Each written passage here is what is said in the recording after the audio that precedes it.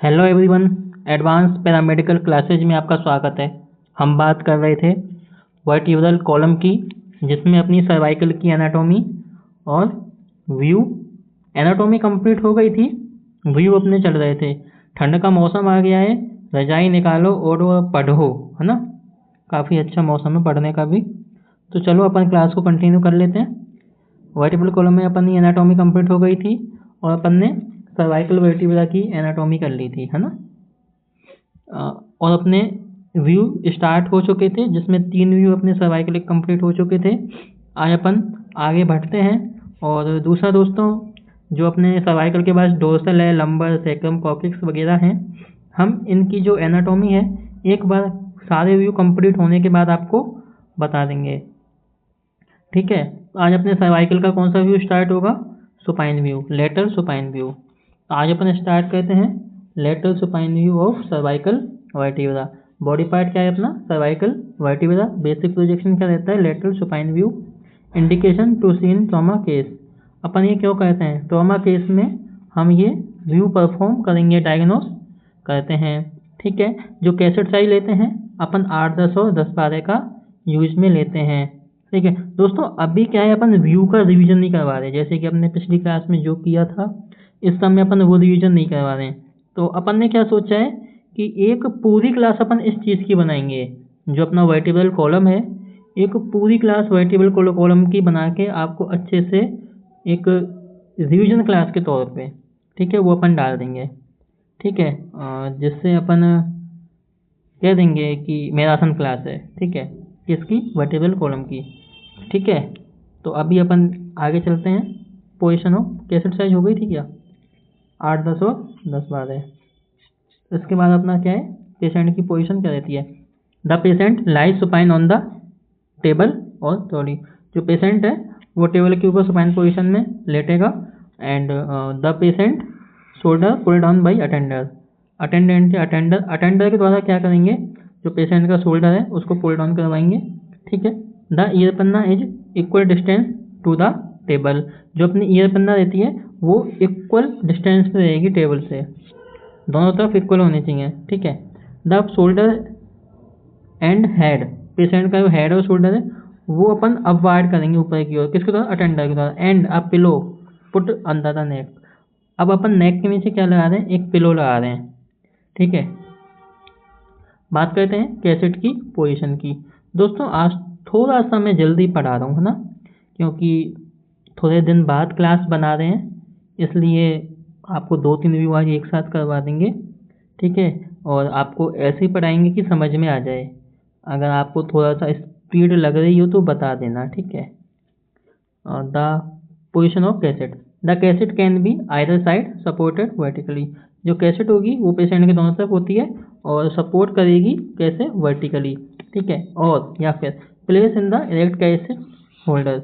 जो अपना कैसेट का टॉप होता है उसके साथ में कैसेट होल्डर भी सही दिशा में प्लेस करेंगे, सही स्थान पे प्लेस करेंगे। और जो उसका लेवल रहेगा वो सेम होना चाहिए, ठीक है। अब अपन क्या करते हैं, जो अपना लेटरल सुपाइन व्यू है इसको अपन 3 प्रकार से करेंगे।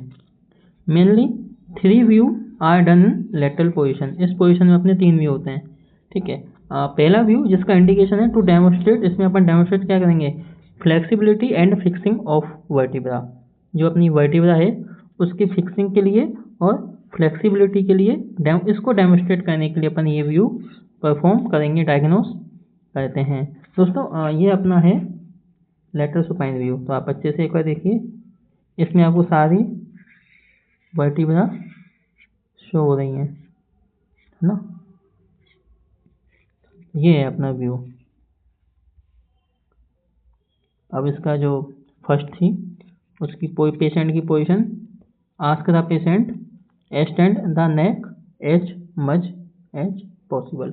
अपन पेशेंट के पूछेंगे कि आप अपनी नेक को कितना पॉसिबल कर सकते हो, कितना एक्सटेंड कर सकते हो, कितने पॉसिबल हो एक्सटेंड करने के लिए, ठीक है। दूसरी अपनी पोजीशन रहती है फ्लेक्शन लेटरल। इसमें अपन पोजीशन देखते हैं पेशेंट की। The patient is asked to flexed the neck and turn the chin. In towards the chest as much as possible. अपन पेशेंट को पूछेंगे फ्लेक्स करने के लिए क्या, नेक, कि आप नेक को कितना फ्लेक्स कर सकते हो, एंड टर्न द चिन, और आप चिन को चेस्ट की तरफ कितना टर्न कर सकते हो, कितना टर्न करने के लिए आप पॉसिबल हो, है ना। तो ये चीज़ अपन पेशेंट से डिस्कस करते हैं। अब एक नेचुरल पोजीशन है, अब इसमें अपन पेशेंट से पूछते हैं, ask the patient to neck in neutral position. अब पेशेंट अपना नेक को न्यूट्रल पोजीशन में रख सकता है, ठीक है, बिल्कुल रख सकता है, और पूछ भी लेते हैं ना, पेशेंट को अच्छा लगता है, अपनी इसमें पंचायत नहीं चलानी होती है ना, पेशेंट कंफर्टेबल रहता है ना तो करो, पेशेंट को ज़्यादा पेन भी नहीं हो और अपना काम भी हो जाए। ऐसा नहीं हो चला दो धुआंधार, चलने दो जो हो रहा है होने दो, ऐसा नहीं कहना है भाई। पेशेंट को अपन से आस होती है, ठीक है, तो पेशेंट को ऐसे नहीं कहना कि वो अगली बार हमारे पास आने में ही डर पे, भाई नौकरी खतरे में आ जाएगी अगर तुम ऐसे करोगे तो, ठीक है। जब पेशेंट ही नहीं आएंगे तो नौकरी कहाँ से मिलेगी तुमको, बस वो चीज़ है। अब तुम सोचो कि ऐसे कैसे खतरे में आ जाएगी, दोस्तों पेशेंट भी सेटिस्फाई होना चाहिए। दोस्तों ये लोग क्या है, दुआ दे के जाते हैं अपन को, दुआ बहुत काम आती है, ध्यान रखना। तो किसी को इतनी तकलीफ मत दो। हाँ, हम मानते हैं, देखो पेशेंट तभी आता है जब वो परेशान होता है, ठीक है, और अपन उसकी परेशानी और ज़्यादा बढ़ा दें, गलत बात है ना। सोचो थोड़ा सा यार, कोऑपरेट करो पेशेंट को, और मतलब कम दर्द में अच्छा बेनिफिट उसको दो, पेशेंट आपको आशीर्वाद दे के जाए, ठीक है। और अपन इसकी सेंटिंग की बात कर लेते हैं। Central ray over the 2 inch below the mastoid process by horizontal beam at right angle to the film. जो सेंटिंग होती है वो अपन मस्टर्ड प्रोसेस के 2 इंच नीचे करते हैं, और साथ में आप हॉरिजॉन्टल बीम का भी यूज करते हैं। जो अपना रेडियोलॉजिकल अपीयरेंस होता है वो देख लेते हैं, क्या क्या चीज़ अपना सीन हो रही है। The intervertebral space is clearly seen. जो इसमें स्पेस होता है इंटरवर्टिबल स्पेस, अपने को वो अच्छे से सीन हो जाता है। The odontoid process and flexibility fixing are as well seen. Odontoid process और अपनी फ्लेक्सिबिलिटी किसकी, वर्टिब्रा की, और फिक्सिंग अपन को वो सीन अच्छे से हो जाती है। जो अपना एक्सपोजर फैक्टर रहता है कितना रहेगा, डिस्टेंस 9200 mAh 30 से 40 kVp 60 से 65, और ग्रेज भाई साहब यहाँ पे चुपचाप बैठे रहते हैं, अपन इसको यूज में नहीं लेते हैं। दोस्तों ध्यान रखना, ग्रेज का यूज कहाँ हो रहा है, कहाँ नहीं हो रहा है, एक्सपोजर कहाँ किस पोजीशन में कितना दे रहे हैं, है ना। ट्रेनिंग टाइम पे आपको ये चीज़ काम आएंगी, और एग्ज़ाम पे तो देखो दोस्तों, एग्ज़ाम में तो सबसे मेन है, ठीक है। और एग्ज़ाम के बाद ट्रेनिंग पीरियड, और आप जब रेडियोग्राफर के रूप में काम करोगे वहाँ भी बहुत इम्पोर्टेंट है। दोस्तों ये चीज़ें ध्यान रखना, कोई नहीं बताता है ट्रेनिंग टाइम पे, ठीक है, तो अभी ध्यान रखना। और बाकी जो रेडियोग्राफर की प्रिपरेशन कर रहे हैं ना, उनके लिए भी ये चीज़ बहुत इम्पोर्टेंट है, जिसको नहीं पता तो वो भी पता कर लो।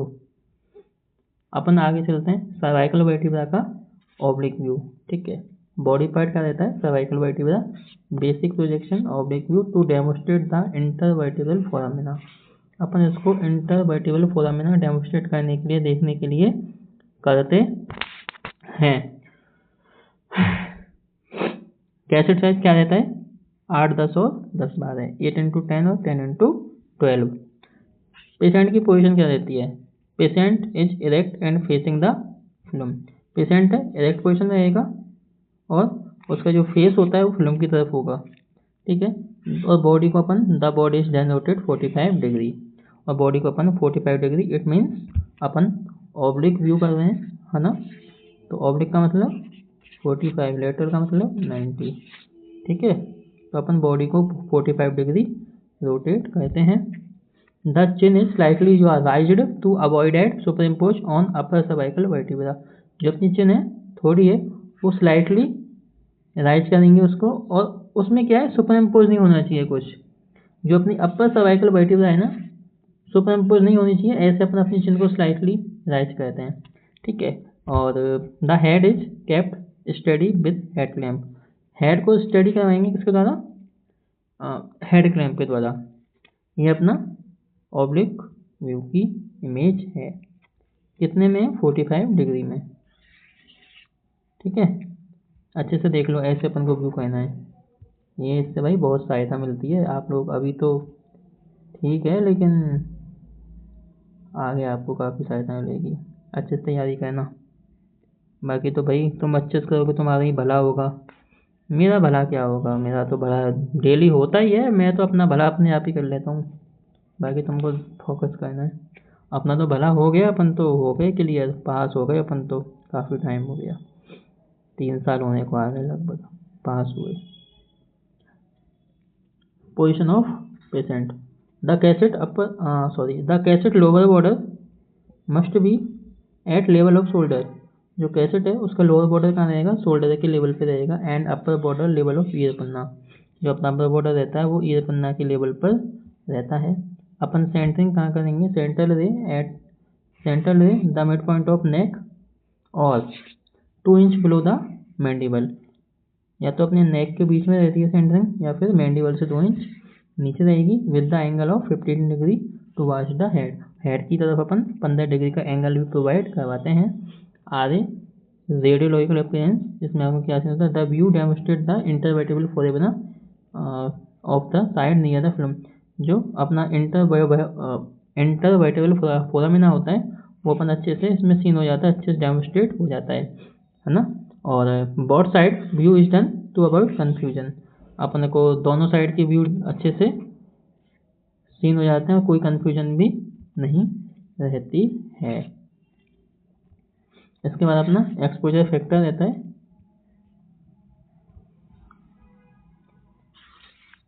डिस्टेंस 90 to 100 mAh बाई सब 30 से 40 kbp 60 से 65 ग्रेड का यूज अपन इसमें नहीं करते हैं। दोस्तों आज अपने ये व्यू थे। एक चीज़ अपन बता देते हैं, कल अपना लेटर फीमेल व्यू स्टार्ट होगा, सर्वाइकल थोरेसिक जंक्शन C7D1 के लिए व्यू करते हैं। आपसे ये पूछ सकता है एग्जाम में कि लेटर फीमेल व्यू किसके लिए करते हैं, तो आपको पता होना चाहिए C7D1 के लिए। ठीक है दोस्तों, ये अपनी आज की क्लास थी। अगर आपको कोई चीज़ समझ में नहीं आई हो हमें कमेंट करके आप लोग बता देना। बोलता बोलता थक गया इसलिए पूरी वॉइस ऐसी हो गई है। ठीक है, अब कमेंट में बता देना और अपन कंटिन्यू करेंगे क्लास। कोई दिक्कत नहीं है, कोई इशू आ कमेंट में बताओ। तब तक के लिए राधे राधे, जय श्री श्याम, थैंक यू। मिलेंगे अपन नए जोश के साथ, तब तक के लिए थैंक यू।